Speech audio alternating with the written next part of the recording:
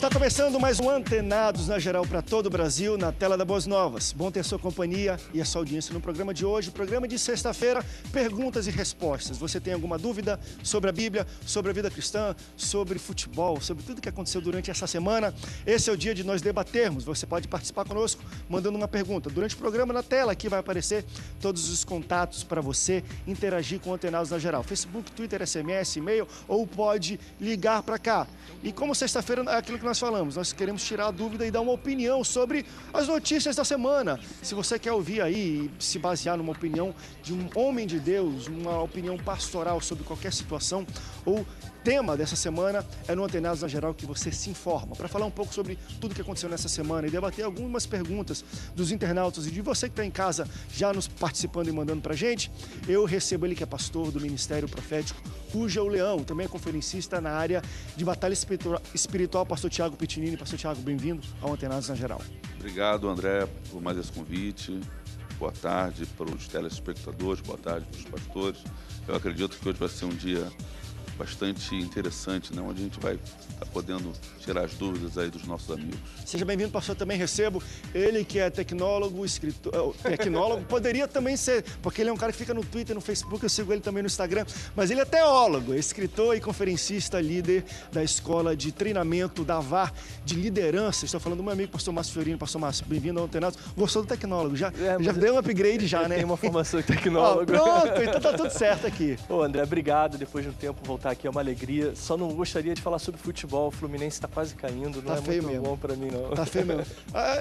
Depois eu vou falar sobre Flamengo, eu vou falar sobre algumas questões que a Bíblia reprova aqui, tá? No Antenados na Geral. Seja bem-vindo, meu amigo. Também recebo ele que é pastor da igreja Vale de Bênção, pastor Pablo Queiroz. Pastor Pablo, bem-vindo mais uma vez. Paz a todos, é um grande prazer aqui estar novamente com vocês essa tarde para esclarecer algumas dúvidas bíblicas, né, que sempre surgem no nosso dia a dia. Espero que nossos ouvintes aí, telespectadores, possam, através desse programa, serem esclarecidos com as suas dúvidas. Seja bem-vindo, também recebo ele que é pastor de jovens da Assembleia de Deus de Augusto Vasconcelos, pastor Rafael Mendes. Pastor Rafael, bem-vindo mais uma vez. Boa tarde, obrigado pela oportunidade mais uma vez de estar aqui na Boas Novas de Rede Televisão. E a paz do Senhor a todos que estão nos ouvindo também. Esperamos também estar dando andamento a esse debate e poder esclarecer algumas questões que vão ser levantadas também. Obrigado, pastor Rafael, pela sua presença. Você já pode participar conosco, mande qualquer pergunta, qualquer dúvida, menos futebol, porque aí a gente vai ter que aplicar a Bíblia aqui, a lei é severa, pelo menos com os times cariocas. Está feio o negócio aqui, a não ser o Flamengo que ganhou a Copa do Brasil. Tá bom? Deixa eu voltar. Deixa eu iniciar com uma pergunta, acho bastante polêmica esse tema que nós vamos abordar. Porque a gente está chegando hoje, talvez seja o primeiro Antenados de dezembro, dessa sexta-feira, que cai em dezembro, já o último mês do ano. A gente viu esse ano no Brasil essa questão das manifestações nas ruas, né? Isso aqueceu, acho que todos os meios. Começou com o povo na rua, foi para as empresas privadas, entrou para os sindicatos e qualquer pessoa de empresa ou de local que estava insatisfeito com o seu patrão ou com as condições de trabalho, de alguma maneira fizeram alguma manifestação. Até jogadores de futebol. Começava o jogo lá, você colocava, eles sentavam durante alguns minutos ali, se manifestando. Então é uma coisa que, de fato, esse espírito de manifestação, ele entrou em vários segmentos, né, da nossa sociedade e, aparentemente, ele chegou à igreja. Eu conheci e vi, não participei, mas vi algumas manifestações de membros de igreja contra pastores ou contra uma convenção, de fazer passeata, de cartaz e tudo mais. E eu quero trazer aqui à tona só uma notícia que foi muito forte essa semana em vários sites, de mulheres mórmons que tiraram as roupas para protestar contra a doutrina da igreja mórmon. Todos sabem, não sei se todos sabem, mas a doutrina da igreja mórmon é uma doutrina bem fechada quanto a vestimento, muito parecido também parecido com a doutrina de algumas igrejas evangélicas, mesmo de saia longa e tal, e vem até aqui. O que elas fizeram? Foram com uma fotógrafa muito conhecida e tiraram fotos nuas, elas, algumas mulheres mórmons, para fazer um calendário de mulheres mórmons nuas para protestar contra a doutrina da igreja. E eu estava lendo em vários sites alguns comentários e vi uns engraçadinhos falando, tem que chegar no Brasil isso também, as mulheres evangélicas, citava até o nome até da minha igreja, né, que eu fiquei com raiva. Mas eles queriam ver as mulheres, eles queriam protesto. Tem que entender que são esses, mas entendendo que isso devia chegar dentro da igreja brasileira e tudo mais.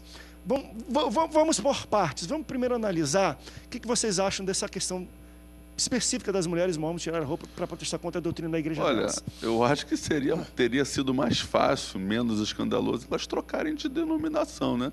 De igreja, não satisfeito. Tem a igreja que não proíbe, que não tem igreja que aceita mulher nua, né? Agora a igreja que aceita mulher nua, infelizmente, ainda não tem. Porque geralmente, se tem, eu ainda não sei. Felizmente não tem, geralmente o protesto ele é mais escandaloso mesmo. Eles vão para um extremo, eles fazem uma caricatura. O protesto caracteriza a rebeldia. Exatamente. Só que nesse caso específico, eles caricaturaram para poder chamar a atenção. E eu sou extremamente contra esse tipo de protesto, nesse nível de protesto. Mas o protesto, ele nem sempre caracteriza uma rebeldia. Porque senão, senão nós incorreríamos em rebeldia diária, em falar mal do governo. E aí é que está, existe um limiar entre você questionar o governo... Que é algo saudável. Protestar também é algo saudável. Exatamente. Dentro dos limites. Porque, por exemplo, existem pastores que eles falam que não se deve protestar contra autoridade nenhuma. E se você diz isso, você está colocando isso em todas as áreas da sociedade, não só dentro da igreja, mas que quando vão para o Twitter, quando vão para as redes sociais, passam o dia inteiro metendo pau no PT, no governo da presidenta, metendo pau nos governos. E aí eles geram nos seus discípulos, nas suas ovelhas, esse sentimento de protestar, mas na igreja não pode. Não pode tocar num ungido, que as ditaduras, não, eles usam até que a autoridade espiritual, ela não está, a autoridade ela não está só dentro do âmbito espiritual, autoridade em todos os âmbitos, mas se você não pode protestar contra autoridade nenhuma, pare de protestar contra governos. Então, existe uma diferença entre você protestar pela verdade e protestar por causa própria, porque você decidiu fazer algo que você acha legal, da maneira que você quer. Todo protesto ele tem um limite. No caso dessas meninas, eu não caracterizo nem como protesto. Isso daí é um ato de rebeldia. Protesto é quando você pleiteia um diálogo, quando você pleiteia algo que é seu direito. No caso dessas meninas, elas não pleitearam diálogo, elas não pleitearam uma mudança de mentalidade, simplesmente elas... O pastor está descaradamente roubando a igreja. Todo mundo sabe que o cara está roubando a igreja. Ele vai lá e conversa, ora, faz reunião, o cara continua do mesmo jeito, no mesmo poder e diz, se vocês quiserem, saia. Eu acho que a igreja tem o direito de protestar. Se eu tivesse arranca esse ladrão daí. Se eu tivesse de frente para essas meninas... de frente para Eu diria a elas, olha, se o problema é interno, resolva internamente, né? Para que trazer para o público? Porque essa questão, se o problema é vestimenta, indumentária, é também questão cultural, acredito, né? Se você for tirar a roupa numa tribo indígena, não vai ter o mesmo efeito do que numa igreja com... Na tribo indígena, o protesto é vestir roupa. Já é o contrário. Então na verdade, é internamente. Então, o problema é interno, não é externo, né? Se o problema é vestimenta, trata com a liderança. Se você não concorda, retire, né? Se retire, vai para uma outra denominação que respeite a sua opinião e que você possa respeitar a opinião da denominação também. Agora, dentro desse tema também, eu acho pertinente tocar nesse assunto. O pastor Tiago trabalha nessa área mais de impacto espiritual e tudo mais, né? Batalha espiritual. Nós estivemos conversando na nossa igreja há um tempo atrás a respeito disso, que essa onda, né, como o André tocou agora nessa questão, essa onda de manifestações no Brasil, no mundo e tudo mais, todas as áreas e tudo mais, nós também entendemos, eu acredito que o pastor também tenha essa visão, que há uma coisa espiritual grandiosa, que é a questão da rebeldia, da rebelião e tudo mais, porque nós sabemos que dentro de muitas causas, como o pastor que citou, que realmente tem que ser feita a manifestação, tem que ser feito o protesto, dentro disso, né, nessas entrelinhas, nos bastidores, muita coisa do mal, muita coisa realmente... Sim, até porque, até na questão dos protestos da sociedade contra o governo, você vê que tinha um pessoal que estava na rua para protestar, para pleitear os seus direitos, e tinha a galera da baderna, que só queria quebrar, só queria fazer bagunça. Isso é anarquia, rebeldia. De rebelião, anarquia, entendeu? E isso eu acho importante também. No meio do trigo tem um joio. Deixa eu levantar uma pergunta para vocês sobre essa questão de como um líder espiritual, que aí é um pastor, pode passar algum sentimento desse protesto. Eu conheci alguns pastores que pegaram jovens, membros da igreja, vão para a rua, vão protestar, aquele hashtag, vão para a rua, e levaram a igreja, a galera da igreja para a rua para protestar. Dentro dessa visão, eu concordo muito com o que o pastor Márcio fala. Olha, André, se o pastor dá essa liberdade e motiva as pessoas a isso, é muito difícil depois ele querer fazer alguma coisa de errado e encobrir, mas aqui na igreja, a autoridade espiritual, você não pode protestar. Se você motiva e leva a pessoa a ter um senso crítico e a protestar e se manifestar com isso, dentro da igreja não vai ser tão diferente, não. Dentro do limite, aquilo que a gente fala. Que tá, às vezes, manifestar dentro da igreja ou requerer alguma coisa do pastor, dentro de um limite que nós temos, que é a Bíblia, não é errado. Fala, poxa, pastor, nós juntamos aqui 20 pessoas, porque rebelião é o seguinte, pastor, a gente está indo embora, está levando esses 20. Isso é que nem rebelião em presídio. O que é rebelião em presídio? O cara bota fogo, tenta fugir, quer tomar conta do local. Já protesto saudável é, poxa, pastor, estamos com 20 pessoas, a gente está insatisfeito com isso. Dentro da Assembleia, dentro da Assembleia Geral, né? O pessoal não levanta, ninguém levanta na hora. Entendeu? Ninguém levanta a mão, ninguém se manifesta. Nesse momento é um momento que é prudente, é um momento que é estatutário, né, dentro do regimento da igreja interna, como a Assembleia de Deus é, e se pode ser tocado. E aí a minha pergunta, a gente vai ter que ir pro break, eu vou deixar essa pergunta para o próximo bloco. O que vocês acham ou achavam, porque acho que vai continuar ainda, vai entrar em ano de eleição, vão existir algumas manifestações até grandes, acredito ano eu. De Copa, ano de Copa, vai ter câmera e lente do mundo inteiro para cá. Minha pergunta é, vocês acham legal, é bacana um pastor motivar os membros ou pegar a juventude, pelo menos, da igreja? Gente, vamos pra rua, vamos protestar contra o governo. Essa é a missão. Vamos pro rápido break. Uma motivação saudável. O projeto tá aí. Que daqui a pouco a gente volta, não sai daí, o Antenados volta já já.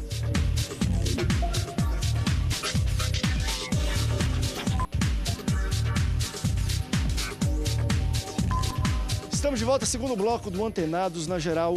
Estamos não ao vivo para todo o Brasil, está gravado, mas a gente está participando com você pelo Facebook, pelas redes sociais aqui. Mania de falar ao vivo aqui, mas deixa eu levantar a pergunta que estava no último bloco. O que vocês acham? E aí eu estou meio que fazendo um Antenados de retrospectiva do ano, com todas essas questões de manifestações que aconteceram, do posicionamento, às vezes, de um pastor e falar, juventude, vamos todo mundo para a rua. Vocês acham que isso é legal? Convém ou não? Para um líder chamar a juventude da igreja dele para a rua, para essas manifestações que houveram? Eu acho totalmente pertinente, porque é um trabalho de evangelismo, né, de você... É a missão da igreja, mas né? Mas não é para evangelismo, não. Manifestar, não. Para chamar para essas manifestações que houveram no Rio, no Brasil inteiro, contra o governo. Eu acho que vai estar fazendo o seu papel enquanto cidadão. A gente está numa sociedade onde se estabelece a democracia, né, onde nós temos direitos, nós temos deveres, e nada mais justo do que você, como cidadão, você requerer aquilo que é seu direito, que não está sendo aplicado na prática. Né? Desde que a manifestação seja sadia, né? Pacífica, sadia, dentro... Como eu falei no último bloco, pessoal brincando, não pode ir nu, como fizeram essas mulheres aqui. Aí é demais. Agora, também não pode querer quebrar tudo se ver alguém quebrando, né? Agora que tem uma questão também que tem que ser levantada, que é a questão da segurança, né? Nós temos esse problema de segurança pública, né? Eu acho que é evidente isso, todo mundo partilha dessa mesma ideia. E baseado nessas últimas manifestações que nós tivemos, de muita violência e tudo mais, até por parte da polícia, por parte dos baderneiros, não manifestantes, mas baderneiros, eu teria uma preocupação nesse momento, nesse ponto, né? Está tudo fervendo dessa maneira, de estar levando os jovens para a rua. Eu pensei muito nisso, nessa questão, de a gente fazer um estilo de evangelismo assim, com placas e tudo mais levantado, e tudo mais, com um carro de som, um trio elétrico e tudo mais. E nós conversamos com o nosso pastor presidente, ele nos orientou também a respeito de um raio que vai ser levantado de um perímetro que ali, após ali, de um ponto para um ponto, vai ser considerado uma zona de risco, alto risco, e dali por demais para frente. Então eu penso que é meio perigoso, é meio arriscado. Então a gente tem que trabalhar mais essa questão da estratégia. Como nos apresentar nessas manifestações? Em quais locais? Deixa eu ir um passo além disso. E desculpa, eu sei que sexta-feira a gente tem que falar sobre muitas coisas, mas eu acho interessante que uma coisa está levando a outra. Vocês acham que essa questão de um pastor, que é o líder espiritual, motivar alguém para fazer alguma questão social, isso é inteiramente social, a gente não está falando de coisas espirituais, é contra, enfim, corrupção e por aí vai. Mas isso, querendo ou não, é o pastor trabalhando a questão social, eleitoral, política de um povo. Vocês acham errado esse mesmo pastor, às vezes, falar, então vamos votar no fulano de tal, que do mesmo jeito que é uma ação social, a gente ir para a rua e reclamar desse governo, é uma ação social a gente pegar e votar para uma pessoa. Porque muitas pessoas até, poxa, é legal mesmo, vamos para a rua, é isso aí, pastor. Aí quando o pastor fala, vamos votar nesse, que isso, pastor, quer dizer em quem eu vou votar? Qual é a diferença? Eu acho o seguinte, nós somos livres, o crente ele tem que ser livre, nós temos inteligência para poder pensar no que nós queremos. Nós não devemos ser impostos a nada como cristãos, nem na roupa, nem... E se falar assim, você tem que largar o pecado, você tem que pregar o que significa o pecado, agora a pessoa decide o que ela quer fazer.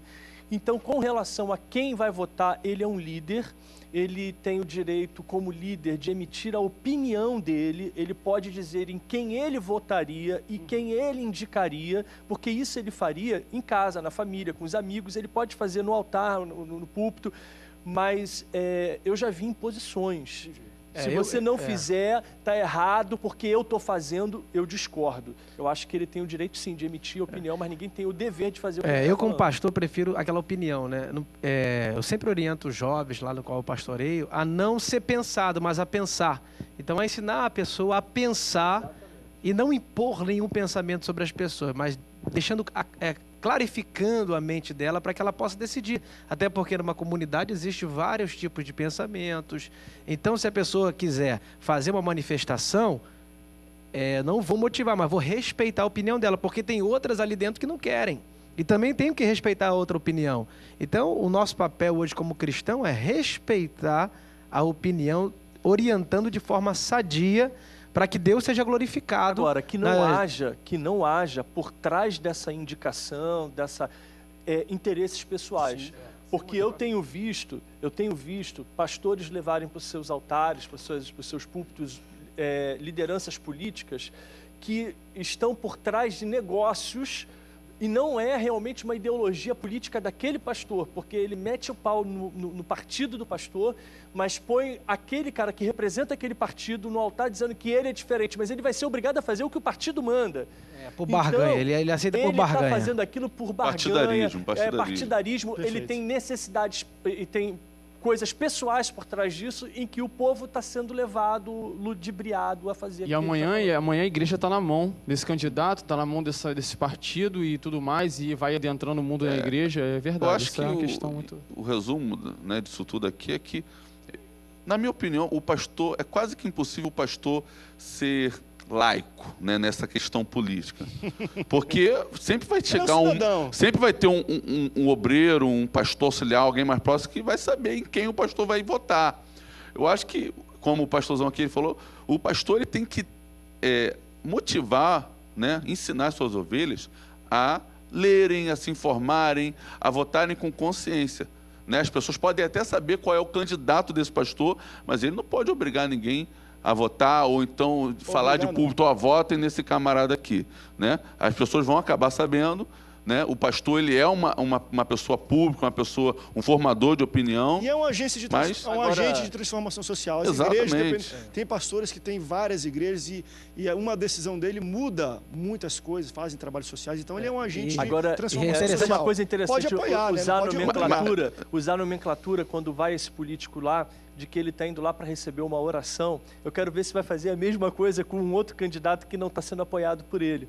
Porque se ele está lá também, ele também tem que receber uma oração. E é lógico que você sabe que a exposição de um líder sobre um púlpito para receber uma oração é porque ele está recebendo o aval daquele outro líder ali para poder o povo acreditar. Dentro da linguagem corporal, né, a gente Pelo amor de sabe Deus. que isso é um apontamento. Né? Interessante que essas perguntas surgem porque o pessoal acha que o pastor é um guru, né? Aí querem saber tudo que o pastor faz, porque acho que a verdade plena e a melhor atitude está na vida do pastor. Eles têm que entender que o pastor é ser humano também.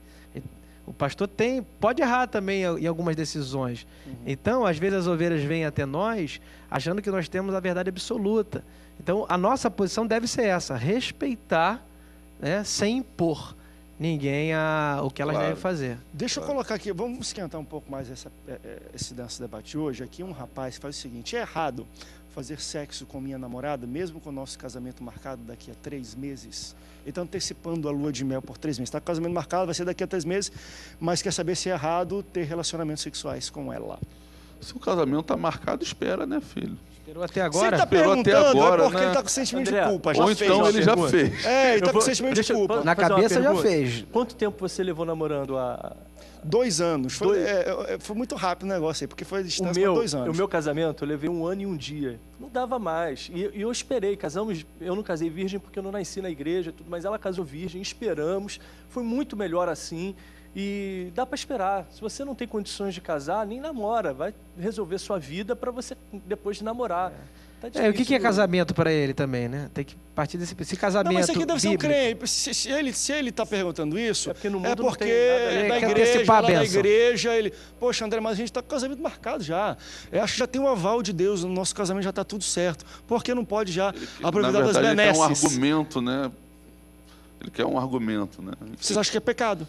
Olha, eu acho que ele pode esperar, eu acho que você poder coincidir o casamento civil, religioso, com o ato, é interessante ele esperar. E que também tem isso, que é uma coisa interessante a gente entender o que é casamento, né? Porque até pela lei, a pessoa entra um mês antes, entra no civil, ela casa lá para antecipar as coisas do casamento, da cerimônia religiosa. Fala, bem, o Estado, já estou casado, já assinei aqui o papel, está tudo certo. Eu casei dia 16 de janeiro, no civil, e casei na igreja dia 23 de janeiro, uma semana depois. E Jesus! Minha esposa ficou na casa dos pais essa uma semana e a gente parece que potencializa o desejo, sabe? De querer ficar. É porque o casamento, na verdade, é deixar o pai e a mãe. Então, o cara pode até estar casado no papel, mas se não deixou o pai e a mãe e não viveu os dois juntos, ainda não está casado de fato, né? O casamento é quando ele sai da casa do pai e da mãe. E a gente não está falando para ela sair para sua casa agora 3 meses antes, não, tá? Como marido e mulher. Depois que casou no civil, a gente já se falava como marido e mulher, mas não fazia nada sexualmente. Respeitava até o momento. Mas a gente passava o dia agitando as coisas do apartamento e tal, juntos, e falando, meu amor, quem é teu marido, entendeu? A gente já se tratava como marido e mulher, porque de fato o éramos. Respondendo esse rapaz, eu não digo que é pecado, mas não é saudável, né? Vai quebrar essa aliança logo agora, assim, já que se propôs a ser fiel até a data do casamento, por que não esperar um pouco mais? Por questão de submissão, de respeito, de obediência, de fidelidade. Acho que vai ser bem bacana ele esperar até esse dia. Às vezes, do mesmo jeito, ele pode encarar assim, já sou salvo mesmo, deixa eu fazer alguns pecadinhos, que Deus vai voltar dia tal, mas até lá já estou salvo, vai ser uns pecadinhos aqui, já que eu estou salvo. Eu já considero... Será? Pode desandar no meio termo aí, no meio campo. Eu já tenho uma opinião, eu já acho que é pecado, sim. Sim, não, exato. Eu acho que é pecado, né? A gente tem que se posicionar, mas não é pecado simplesmente pelo fato de fazer sexo, mas é pelo apontamento que você vai, pela semente que você vai plantar, né, antes do seu casamento. Porque na cabeça desse garoto, o casamento deve se resumir só a sexo.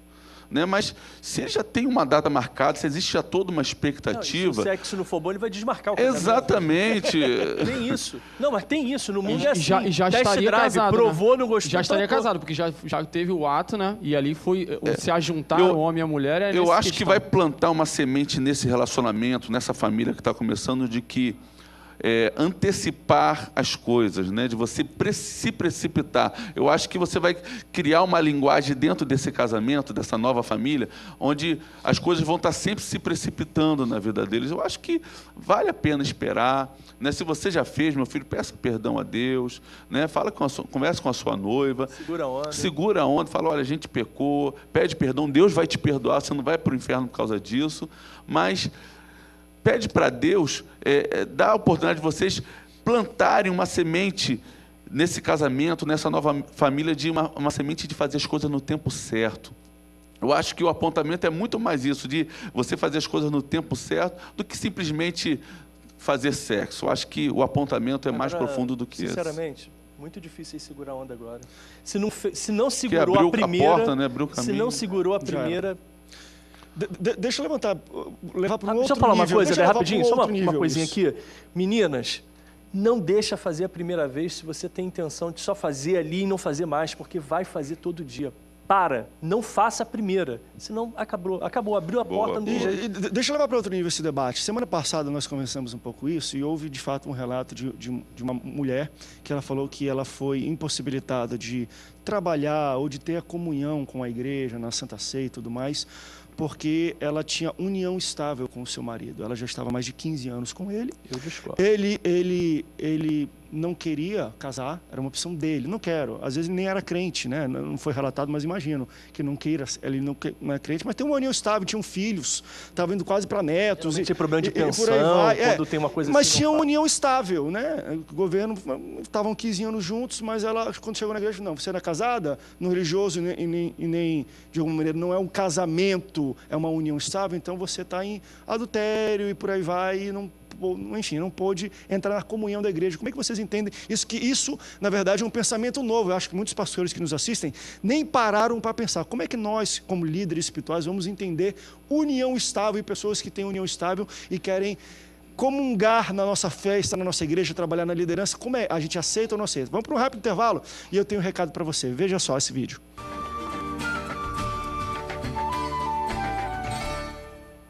Há quanto tempo você sonha em ter o seu próprio negócio? Que tal uma atividade que garanta excelentes ganhos e a oportunidade de mudar a sua vida?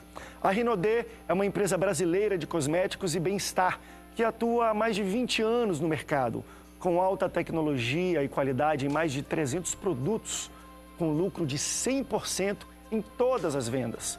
Acesse www.rinode.com.br e cadastre-se hoje mesmo com o ID 110307. Lembre-se, no site, para se cadastrar, coloque o ID 110307 e torne-se um consultor hoje mesmo. Rinodê, 20 anos fazendo sua vida melhor.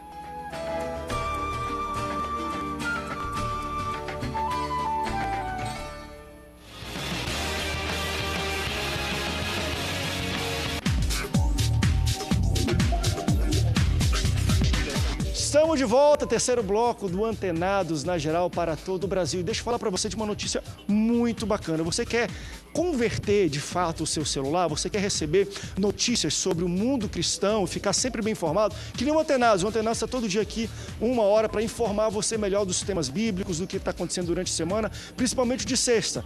Se você quiser ficar bem informado, você pode assinar o canal SMS do Gospel Hoje, um dos maiores portais de notícia cristão do Brasil. É muito fácil. Envie as letras GH para o número 49810, que você receberá todo dia no seu celular notícias por escrito de tudo que acontece no mundo cristão. Veja só esse vídeo. Receba diariamente em seu celular notícias do mundo gospel. Basta enviar a palavra GH para 49810. Você vai receber um SMS. Responda sim. Aproveite, os 7 primeiros dias são sem custo. O que você está esperando? Fique bem informado e surpreenda seus amigos. Envie GH para 49810 e assine. Opa, estamos de volta.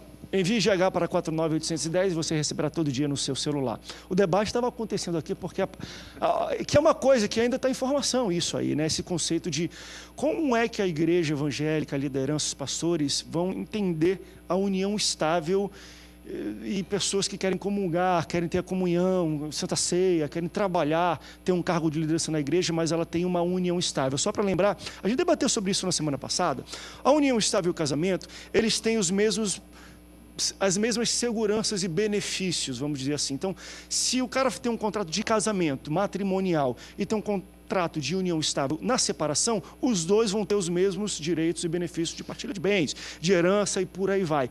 Porém, a união estável é uma flexibilização um pouco, talvez, do que é o contrato de casamento. Lembrando que o contrato de casamento, ele não é uma coisa que tinha 2.000 anos atrás. Ele veio de um tempo para cá. Foi uma coisa que, quando houve a separação do Estado, aí vamos falar do laicídio, do Estado laico, falar, bem, antigamente eram os pastores. O Papa, ele tinha o poder do Estado e o poder da igreja na mão, e o casamento dele só era validado pelo Estado se fosse feito na igreja católica. Imagina você, sei lá, 300 anos atrás, onde não tinha muita igreja evangélica, só era catolicismo, você era evangélico. Jesus te alcançou. Você não era reconhecido pelo Estado. Quem te casava era um pastor, mas o Estado não te reconhecia. Então poderia estar em pecado porque o Estado não reconhecia, porque só quem fazia casamento era a igreja católica. Nos tempos de hoje mudou não o lado religioso, é o lado agora da lei. Um Estado reconhece uma união estável e dá uns benefícios e direitos quase iguais de um casamento. E aí a pessoa que entra na igreja, quer comungar, só que ela não é casada perante a lei, ela tem união estável. Você analisa, cada caso é um caso, né? Às vezes a mulher se converteu e o cara não. Estão casados há 20 anos. Deve ser o caso dessa irmã. Ela falou, meu marido não aceita. Não aceita, pronto. Pastor não... Mas se ele fosse cristão, mas ele aceitaria. Ou não, né? Então, aí ela pergunta, que às vezes já aconteceu lá na igreja, pastor, quero ceiar, quero fazer parte da membresia, quero servir, mas tenho união estável.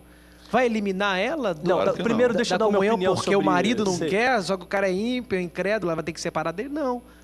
vamos fazer paz, vamos cear, vamos conviver na comunhão, vamos servir a Cristo. Infelizmente, o marido não quer casar, mas isso aí não vai anular o ministério dela, porque ela, porque ela tem uma união estável com o marido. Pensa comigo, primeiro, tá? Irmã, pastor nenhum pode te proibir de cear. Se ele te proíbe, você está no lugar errado. Me desculpa, porque, biblicamente, pastor não pode proibir ninguém de cear. A Bíblia manda examinar o homem a si mesmo. Então você se examine, se você quiser cear e ele não deixar, vai cear em outro lugar. Me desculpe, isso não é rebeldia, isso é Bíblia. O cara falar para você, você não vai cear porque você falou contra o outro. E você mascara tantas outras situações que senão ninguém mais poderia estar ceando na igreja. Então Judas estava lá na ceia com Jesus e Jesus deixou ele cear. Era uma coisa de examinar-se cada um a si mesmo. Primeiro. Agora analisa o outro caso, né? Por exemplo, 2 cristãos não querem casar no papel. Querem continuar a união estável. Você pode ter alguma maldade no homem, porque a lei, o casamento, né, civil, é para favorecer também a mulher, né? Porque a mulher é desfavorecida. Não, mas é bom lembrar que se tiver maldade não tem mais, porque a união estável ela vai ter os mesmos direitos que um casamento. A questão é formalização religiosa disso. André, vamos questionar uma coisa aqui? Vamos questionar uma coisa interessante? Olha só. É complexo. Sou heterossexual, não tenho nada de nenhuma afinidade com o movimento gaysista, mas pensa comigo, o cara tem 20 anos junto com outro homem, tudo que eles construíram juntos, os caras compraram 2, 3 apartamentos, carro, não tem filho. É complicado. O cara formou uma família. Ele não tem direito porque ele é homossexual. Ele é homossexual, não pode ter uma união estável com outro cara. Aí a família, que o cara não vê há 20 anos, largou ele, vai receber todos os bens dele porque ele não pode. O cara que morou com ele esse tempo todo, que foi mulher ou homem, sei lá o quê, mas ele foi. Não importa. O meu papel da igreja, meu papel de igreja é pregar contra o pecado, é falar que está errado, mas o meu papel da igreja não é ser contra os direitos do cara. Isso, Jesus Cristo, é muito sensível. Eu vou apanhar.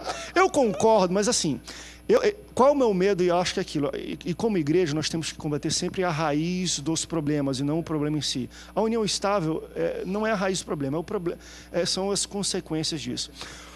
Às vezes, eu acho que o perigo, e quando alguns pastores da igreja se levantam para lutar contra a união estável homossexual, não necessariamente é para falar assim, você não tem direito, porque acho que todos os homens, de fato, eu concordo, devem ter direito. O problema é o seguinte, do direito, uma vez que mas a gente tem que não é só isso. Pregam contra mesmo. Contra isso, mas eu acho assim, tem que, porque eu concordo que eles têm os direitos, mas também tem o outro lado da história, porque uma vez que existe uma união estável homoafetiva, se dá o direito de um matrimônio heterossexual e normal nisso, ou seja, poderão adotar crianças, vão levar a outros, aí sim, que eu chamo de anomalias, que eu não concordo. Eu não concordo com um casal homossexual adotar uma criança, porque eu acho, mas tem um monte de casal heterossexual que o pai baixa na mãe, tudo bem, isso são exceções. Eu não estou falando disso também, eu acho que não é um bom lar para uma criança sobre, mas eu acho que deve ter uma figura de homem e mulher biológico. Não é peruca e implante. Tem que ter homem e mulher. Então, o grande problema, às vezes, é a gente abrir um pouco a flexibilidade.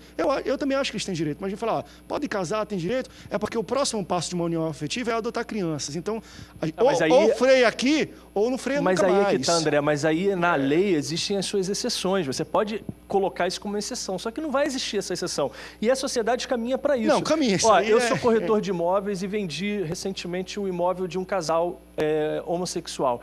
E eles estão 8 anos juntos, o imóvel estava no nome de um, mas eles colocaram, agora que se uniram estavelmente, o nome dos dois, como um casal mesmo, tá com o nome dos dois. E eles falaram que o motivo até ontem, tudo que eu construí com ele, eu não tinha direito, porque estava no nome dele. E a família dele, que rejeitou ele, vai passar a ter direito a tudo se ele morrer. Eu fiquei assim, caramba, me fez pensar, porque se você não pensa, você vai pela onda dos outros. O cara não tem o direito àqueles bens que ele junto construiu. Então, realmente é complicado. É sensível. Agora, voltando um pouquinho, achei interessante nesse meio. Vamos voltar. Só um pouquinho, dentro do tema ainda, nesse debate, eu achei interessante como é que há a inversão de valores.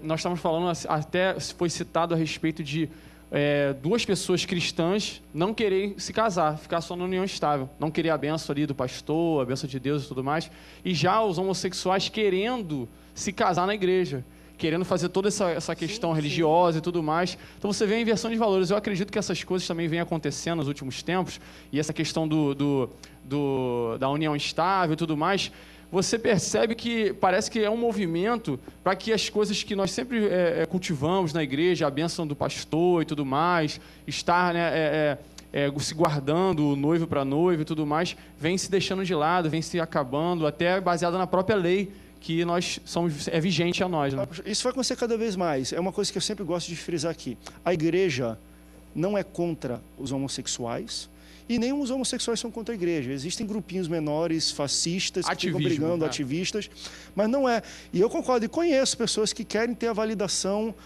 religiosa para assumir, porque elas assim, posso até estar errado nisso, no homossexual, não sei, mas quero fazer direito, quero casar numa igreja. Existe essa ansiedade de, acho que toda a população do Brasil, principalmente, e claro, como é que a igreja vai lidar com situações como união estável, e aí aceitar o direito dos outros, e depois tem o segundo step de adoção e por aí vai, casamento homossexual, e isso são cenas do próximo capítulo que vai ter muita tendência para frente ainda debatendo sobre isso. Não é fácil não. E é bom os pastores começarem a conversar, assistirem programas, se informarem sobre isso para criar um senso crítico, como ele acha que deve julgar essas questões de união estável. Posso ou não posso comungar, participar da igreja, ter cargo de liderança? Mas pode até ceiar, mas cargo de liderança não. Poxa, se pode ceiar, por que não pode ter cargo de liderança? Existe uma deturpação. Abre todo um desdobramento. Mas aí é porque eu acho que ceiar é um direito do cristão e ele só não o faz se ele não se sentir pronto para isso. Cargo de liderança é outra história. Porque o líder ele tem outras atribuições. Não só porque ele está numa união estável, ele pode também não estar assumindo um cargo de liderança porque tem outro problema. Sim, sim. E ele está ceando. Não, mas eu digo quando o problema é a união estável. Não pode assumir porque você vai subir no púlpito e as pessoas vão olhar, poxa, mas não é nem casada. Mas por que não? O cara está 20 anos com a mesma mulher. Mas não é, mas na cara da sociedade não está casado. Mas tem uma questão, ligada à liderança, quando o ministério ele é duplo, no caso, do casal. Por exemplo, o rapaz, o homem é pastor e tem a união estável, a esposa não quer e tudo mais. Olha só como é que fica a situação complicada. Uma visitação ou algo do tipo, né, que precise da esposa do lado para aconselhar, orientar e tudo mais. Como seria? Mas aí, por exemplo, já levou para o extremo. Não, mas aí é complicado. Vai membro, daqui a pouco Deus chama, eu quero ser pastor. Poxa, mas eu continuo com união estável. Pastor com união estável? Não cai mas aí porque que tá, André, a igreja... Se o camarada, ele quer assumir o episcopado, se ele tem interesse... Se submete às exigências, né? Às exigências, mas pela questão do testemunho, para estar dentro de um nível diferenciado de todo o restante do rebanho. Existe uma regra mínima. Porque o cara ser crente, ele não vai para o inferno porque ele está numa união estável. Me desculpa, mas não vai para o inferno. E eu não vou colocar você no inferno, minha irmã, meu irmão, porque ainda não se decidiram, porque seu marido não quer. Agora, se você quer ser pastor, se adequa, alinhamento, se alinha aquilo que realmente o exemplo máximo que um pastor tem que dar. Acabou. E é isso. Eu ia dar uma outra sugestão quanto a isso, mas não vou, porque hoje, de fato, eu ia falar assim, ou então se você está lá e não deixa sair tudo, mude de igreja, mas eu penso duas vezes antes de falar isso, embora a gente falou algumas vezes hoje aqui, porque hoje tem igreja para tudo. Então a gente fala, muda de igreja, não vai solucionar o problema do cara, só vai trazer afago. Paliativo. Um paliativo. A pessoa às vezes vai procurar validade para o pecado dela. Sou homossexual, mas tem igreja que aceita. Então hoje existem igrejas que dão validade para o pecado das pessoas. Então é muito perigoso isso, a gente André, falar isso. É o seguinte, eu tenho uma tia, entendi, naquele caso eu tenho uma tia que ela foi casada por mais de 20 anos com meu tio, mas eles não casaram nunca no papel. Agora estão há 4 anos casados. E ela passou mais de 20 anos servindo ao Senhor com fidelidade sem ceiar, porque ela não era casada no papel, mas ela foi casada na igreja, numa igreja brasileira, católica na época, podia casar sem estar... Resumindo, ela foi para a igreja servindo ao Senhor por mais de 20 anos sem ceiar, ela chorava na Santa Ceia, porque o pastor dizia, você não pode ceiar. Então, mesmo mas aceitava o dízimo e a oferta dela. André, deixa eu só falar uma coisa. O dízimo e a oferta pode. Pode, mas não pode ceiar. Deixa eu só falar uma coisa para você, André. Se o pastor sabe ontem, preste atenção nisso, isso é uma postura, posicionamento meu e eu tenho direito de expressar. Se o pastor sabe ontem que você adulterou e amanhã é dia de Santa Ceia, se antes da Santa Ceia você se examinou pediu perdão, falou com Deus, ninguém pode te impedir de fazer isso. Porque a ceia é diária também, né? Vamos para um break, você que nem um pastor, que eu ri tanto nessa história. Tinha um rapaz que estava em pecado, coitado, não ia ceiar, e o resto todo mundo bem, em comunhão e tal. Pegou, né, os elementos da ceia, todo mundo pegou o cálice, o pão na mão. Agora que estamos com os elementos nas mãos, vamos dar uma salva de palmas para Jesus. Só um rapaz batendo palma, que era o único que não estava ceiando. Vamos para o rádio do intervalo, daqui a pouco a gente volta. Não sai daí, o Antenados volta já já.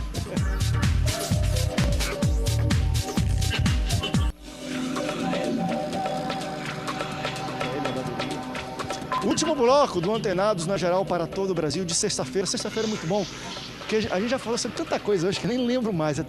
Falou de protestos, falamos de sexo, falamos de casamento, de união estável. Agora eu quero falar de Papai Noel. Nesse último bloco tem uma pergunta muito interessante de um pastor que falou assim: o que vocês acham de um pastor se vestir de Papai Noel? E fazer todo um lance na igreja. A gente vai para shoppings às vezes, tem no shopping lá, a criançada vai, tem, né, o trono do Papai Noel, a casa dele, e tira foto e fica de recordação. Um pastor quer fazer isso na igreja. Ele se vestir de Papai Noel e fazer um momento ali no culto infantil ou qualquer outra coisa para tirar foto com o Papai Noel. Vamos nos posicionar, porque isso vai ter o desenrolar depois dos simbolismos do Natal, mas... Bom, eu, pastor Tiago, eu sou contra o Natal, sou contra o Papai Noel, sou contra a árvore de Natal, tenho meus posicionamentos, entendendo? E respeito o posicionamento dos outros, mas, na minha opinião, no meu estudo, na cultura que eu aderi, eu vejo isso como uma festa pagã, né? Embora a gente possa reter muita coisa de bom nisso, existe todo um background positivo por trás disso, mas a plataforma, né, na qual se construiu toda essa cultura do Natal, do Papai Noel, é uma plataforma pagã. Então, é um posicionamento meu, eu sou contra. Agora o pastor... Vamos contra, eu sou contra, mas é aquilo mesmo. Ó, o pastor Thiago... Não, você é contra ele. Contrário, contrário à ideia. Eu já estou no outro extremo, eu acho. Meu irmão, o negócio lá Jesus nasceu, é ceia de Natal, é presente, árvore, é Papai Noel. Eu acho que é ceia da família. Por exemplo, no Natal, eu nunca viajei com esposa, sempre foi com a família. Ano Novo não, a gente viaja, faz outra coisa, vai para outras casas. Eu acho que você tem que estar em família, mas na minha casa já tive briga porque queria árvore de Natal e eu não permito. Eu comungo do mesmo pensamento que o pastor Tiago. Eu me reúno no Natal com a minha família porque eu amo minha família demais, meus pais. Você celebra a questão do nascimento de Jesus? Não necessariamente usa... Não, olha só, basicamente eu não celebro nada. Eu vou lá para comer. Eu vou lá para comer e como bem pra caramba. Exatamente isso que eu ia falar. Mas se me chamar para comer, você come. Eu vou feliz da vida. Agora, como eu sou o pastor da família, eu que faço a oração, no momento ali eles pedem. Porque, na verdade, o André até fez um comentário aqui sobre as 7 festas do calendário judaico. Elas são biblicamente solicitadas a serem celebradas. O nascimento de Cristo não, porque é um nascimento diário. Bom, mas eu não sou contra quem faz. Nem o nosso aniversário é falado para celebrar, a gente celebra. É uma festa pagã, de origem pagã, com objetivos pagãos e com objetivos hoje totalmente fora do que é realmente o que seria o que o cristianismo iria adotar. É extremamente comercial e eu não estou aí para ficar entrando nas ondas, eu não comungo. Agora, Papai Noel na igreja, André, me desculpa, você comunga do extremo dentro da sua casa, mas você botar o Papai Noel dentro da igreja, tem uma propaganda de pegar televisão. A criancinha, glória a Deus, pelo amor de Deus. Tem uma propaganda da televisão que a moça leva assim para uma geladeira, de eletrodoméstico, e fala assim, ó, isso aqui é uma boa ideia, não é? Então, você não quer repensar? Eu acho que eu diria isso para esse pastor, já viu essa propaganda? Seria o mesmo que o cara olha, isso aqui não é uma boa ideia da geladeira. Já viu a igreja que dá doce de Cosme e Damião? Consagrada ao Senhor, no dia de Cosme e Damião, onde o mundo do espiritual está entregando aqueles doces consagrados, a igreja faz a mesma coisa para poder ter as crianças... Mas peraí, gente, eles é que tem que absorver a nossa cultura, não nós a deles. Eu não concordo. Com relação a isso, eu penso que a gente deve nem para um extremo nem para o outro. É tentar encontrar o equilíbrio, né? Porque o Natal... ele pode ter sua origem pagã, mas eu acho que é uma festa que a gente pode redimi-la. Como Não, assim? E é um momento onde está várias pessoas reunidas, onde você pode liberar uma palavra, você pode dar um ensino. Exatamente, porque assim, o consumismo não é legal do Natal. Tem alguns pontos que não é legal do Natal, mas o ponto da união da família. Às vezes tu não vê o parente o ano inteiro. Verdade, é uma oportunidade das pessoas se perdoarem ali, se amarem ali, se unirem ali, fazerem uma oração. Mas hoje a galera aí falar de Jesus, passa a festa de Natal enchendo o pote, Não, mas motivo de tomar caixas e caixas de Não, mas isso aí cerveja. faz isso no Dia das Mães, faz isso no Dia dos Pais. Dia das Mães não é Jesus. Não, eu sei, Natal seria Jesus. Agora sim. Porque comercializou, mas o que eu tô falando assim... Jesus não nasceu no 25, né, na verdade. Não nasceu de fato. A gente escolhe um dia para celebrar. Eu passo o pressuposto seguinte, nós celebramos o nosso aniversário. Eu celebro do meu pai. Acho que na igreja dos pastores, quando é aniversário de vocês, celebram o aniversário de vocês. Param tudo, para o culto, não tem aniversário do pastor. Poxa, por que eu não posso fazer uma cantata, pegar uma época, ornamentar do jeito que eu acho? Porque eu até concordo que podem existir... Eu não acho que a plataforma do Natal seja pagã. Para mim, a plataforma é o nascimento de Jesus e o aniversário dele. Porém, existem simbolismos que... talvez inicialmente são remetidos aos simbolismos pagãos.